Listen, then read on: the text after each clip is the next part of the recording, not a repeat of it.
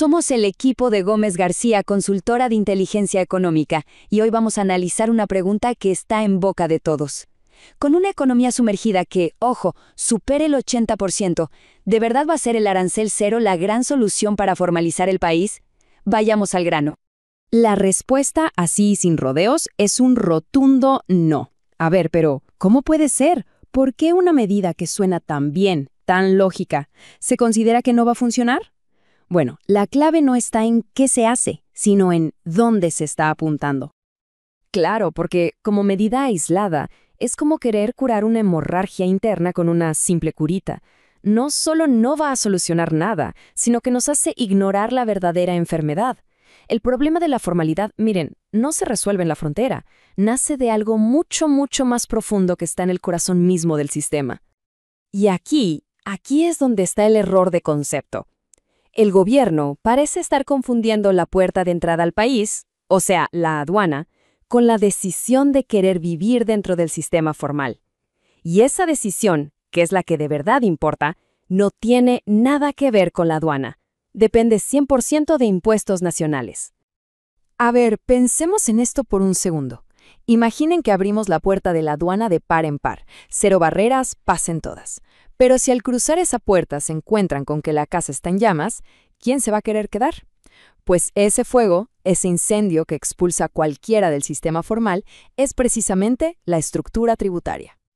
Y ojo, no lo decimos nosotros, es una cita textual del análisis. Se habla de una filosofía extorsionadora. ¿Qué significa esto? Que al Servicio de Impuestos Nacionales se le ve no como un regulador, sino como un enemigo. Un sistema que, irónicamente, persigue al que es formal y le tiene pánico al informal. Entonces, pongámonos en los zapatos de un comerciante. Para esa persona, la decisión de ser formal o informal no es una cuestión moral, no es de patriotismo, no, es un cálculo económico, frío y racional. Es simplemente poner en una balanza los costos contra los beneficios. Y miren esta balanza. El desequilibrio es, de verdad, abrumador. Por un lado, el sector formal. Una lista interminable de obligaciones, impuestos, fiscalización, burocracia y los beneficios prácticamente nulos. Ahora, del otro lado, el sector informal. Sus obligaciones son, digamos, aportes al sindicato, coimas, y sus beneficios altísimos, protección gremial, acceso a mercados, flexibilidad total. La elección, viéndolo así, es obvia, ¿no? Y todo se resume en esta pregunta, que es la que se hace cualquier comerciante. Si pago mis impuestos y el Estado no me devuelve nada en servicios de calidad, ni seguridad, ni salud, ni buenas calles, entonces, ¿para qué pagarlos? Es la ruptura total del contrato social. La moral tributaria simplemente se evapora. Ok, pero esto no se queda en una decisión individual. No, este cálculo escala y se convierte en una estructura de poder gigantesca. Porque la informalidad en el país no son solo unos cuantos vendedores aislados. Para nada. Está organizada, tiene un poder político inmenso y su herramienta de presión más efectiva es el bloqueo. Y aquí llegamos a un punto clave. En la práctica, es mucho más rentable organizarse para bloquear una calle y arrancarle concesiones al Estado que ser formal, innovar y pagar impuestos. El sistema, de hecho, ha creado un incentivo perverso que premia el chantaje por encima de la producción. El resultado de todo esto es lo que se conoce como un Estado cautivo, o sea, un Estado que es básicamente un rehén de sindicatos y gremios informales a los que les tiene pánico, porque sabe que pueden paralizar el país. Y en ese contexto, ¿qué es el arancel cero? No es una política para formalizar, es un regalo, un subsidio directo a estos grupos de poder. Pero esperen que la cosa se pone peor. Hay un lado mucho más oscuro en todo esto. Porque si pensamos que la informalidad son solo pequeños comerciantes tratando de sobrevivir, estamos ignorando una conexión directa y muy peligrosa con el crimen organizado a gran escala. El mecanismo es simple y, lamentablemente, muy eficiente. Veamos. Paso 1. Entran fondos ilícitos al país, principalmente dólares del narcotráfico.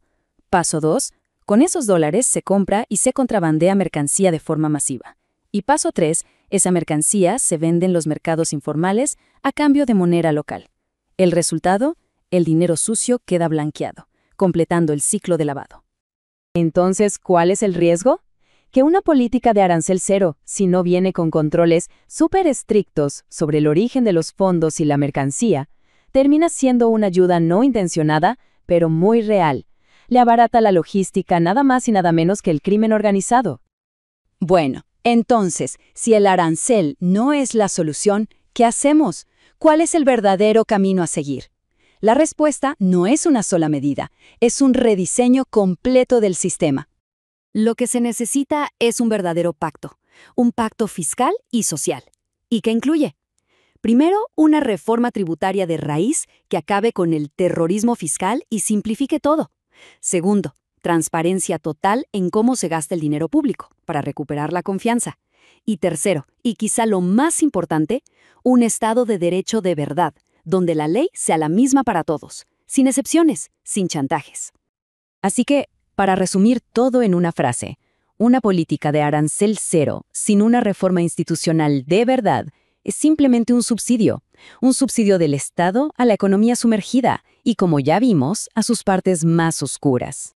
Y con esto cerramos, pero dejamos esta pregunta flotando en el aire para la reflexión.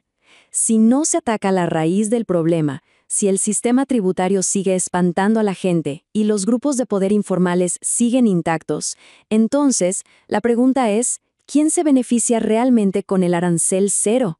La respuesta, piénsenlo, puede ser bastante inquietante.